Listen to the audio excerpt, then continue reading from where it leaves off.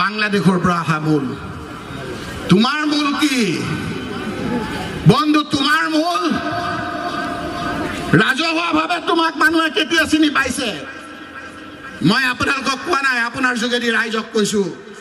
আপোনালোকক কোৱা নাই ৰাইজক কোৱা নাই ডাইৰেক্ট তেওঁকে কৈছো বন্ধু শুনা তোমাৰ মূল কি তোমাক কেতিয়া ৰাইজে চিনি পালে তুমি যেতিয়া আলফাৰ নামত পইচা তুলিবলৈ গৈ হাতে লুটে পুলিচে যেতিয়া তোমাক ধৰি লৈছিল যেতিয়া তোমাক জেললৈ নিছিল তেতিয়া ৰাইজে তোমাক চিনি পাইছিল ও এইজনেই মূল তোমাৰ মূল জেল তুমি জেলৰ মূল তোমাৰ জেলৰ মূলৰ মানুহজনে আকৌ লোকক তুমি আঙুলিয়াই দিয়া তোমাৰ মুখেদি দেখুৱাম আমাৰ কথা তুমি কি কৈছিলা কিমান ধৰ্ম নিৰপেক্ষ আছিলা তুমি মানুহে কি বুজি নাপায় যে কালি তুমি আলফা আজি তুমি এজিপি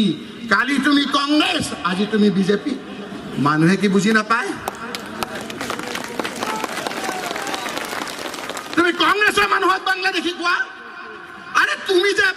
তুমি যে আলফাৰ নামত টকা তুলিবলৈ গৈছা সেই টকাখিনি তুমি বাংলাদেশত গৈ দিবলৈ যোৱা নাছিলা তুমি বাংলাদেশত যেতিয়া গৈছিলা লুঙি পিনি মুছলমান হোৱা নাছিলা তাত তুমি মুছলমান আৰু এতিয়া তুমি লোকক ঠাট্টা মস্কৰা কোৱা অসমীয়া জাতি জনগোষ্ঠীৰ কথা ক'ব আহিছা আমাৰ লোকসকলক বাংলাদেশৰ মূল কৈছা আমি অবিভক্ত ভাৰতবৰ্ষৰ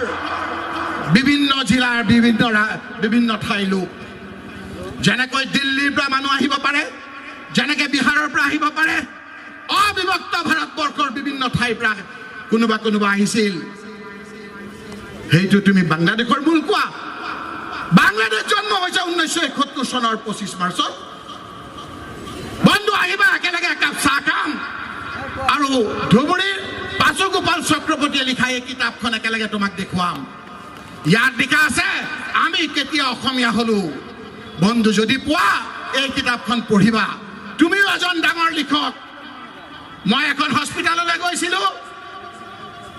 এই কিতাপখন তেওঁ লিখা কিতাপখন মই ভাবিছো মোৰে বন্ধু আছিলে মই কিতাপখন দেখি মই কিনিব বিচাৰিছো তেওঁ কৈছে কিনিব নালাগে ফ্ৰী ডিষ্ট্ৰিবিউচন ফ্ৰী কিতাপ বিলাক তুমি কৈছা ইমান বিক্ৰী হৈছে বন্ধু কিতাপত তুমি নাম কৰা সাহিত্যিক হোৱা কিন্তু কেনেবাকৈ যদি তুমি তোমাৰ সঁচা কাহিনীবিলাক লিখিলা তুমি নোবেল প্ৰাইজ পাবা মই আপোনালোকক ক'লো তোমাৰ কাহিনীৰ কোনোবাই যদি চিত্ৰ বনায় কোনোবাই যদি ছবি বনায় চিনেমা বনায় কোনো নতুনকৈ আৰু ৰাইটাৰ নালাগে তোমাৰ সঁচা কাহিনী আধাৰত যদি কোনোবা চিনেমা বনায় সি অস্কাৰ পাব সেইটো খাটাং সেই বন্ধু খুব লম্পজম্প ক্ষমতাৰ ৰাগিত লম্পজম্প ৰাইজ আজি মই এই মঞ্চৰ পৰা ক'লো তেওঁলোকৰ আয়ুস খুব বেছি যদি আছে আৰু